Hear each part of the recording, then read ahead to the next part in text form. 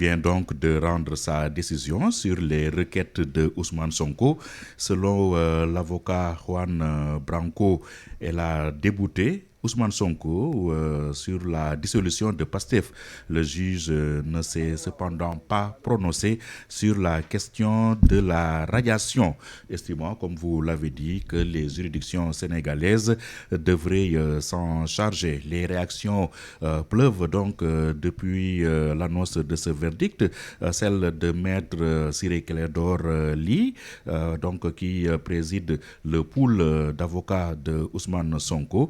Il juge tout simplement que la communauté nationale et internationale a suivi les événements qui se sont produits au Sénégal, le comportement de l'État du Sénégal et le traitement inhumain et dégradant subi par son client, ainsi que les barricades érigées autour de sa maison. En jugeant comme elle l'a fait, poursuit maître Ciré Clédor Ly, les dictateurs, ce sont ces termes, pourraient désormais agir comme l'État du Sénégal a fait et se prévaloir de la jurisprudence de la Cour. C'est dommage, regrette-t-il, le peuple sénégalais est un peuple martyr et il saura faire son propre destin. Il vaincra.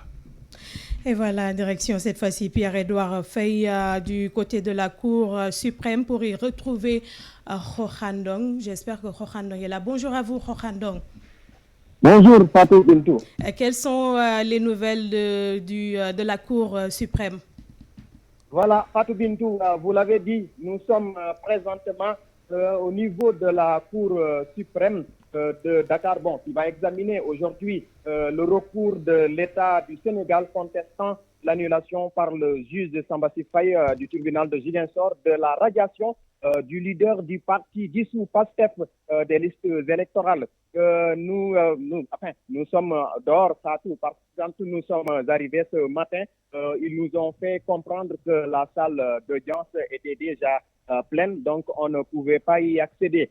Mais nos confrères qui sont à l'intérieur nous ont informé que l'audience a démarré depuis ce matin. Ce qu'il y a donc lieu à souligner est qu'il y a un imposant dispositif sécuritaire qui est mis en place. Donc toutes les entrées qui mènent au niveau de la Cour suprême sont filtrées. Donc la Cour elle-même est quadrillée. Il y a un peu partout la présence des policiers et de gendarmes.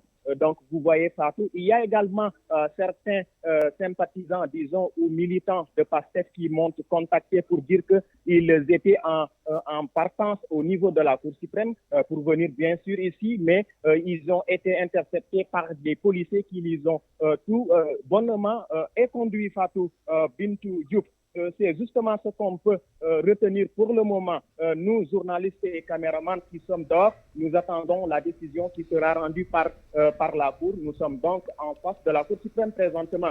En tant que militants ou sympathisants qui se sont mobilisés maintenant pour faire des manifestations, pour le moment, on n'en a pas vu. Il n'y a pas de mobilisation ici. Donc, toutes les personnes qui sont ici sont donc soit des journalistes ou donc des hommes de tenue, soit la police ou également, bien sûr, les militants qui se sont mobilisés très tôt le matin pour pouvoir accéder au niveau de la salle d'audience. Hormis cela, il n'y a pas la présence d'autres personnes, Fatou Bintou Diouf. Et c'est tout ce qu'on peut retenir pour le moment par rapport à cette audience qui concerne quand même la radiation de Ousmane Sonko au niveau de la Cour suprême.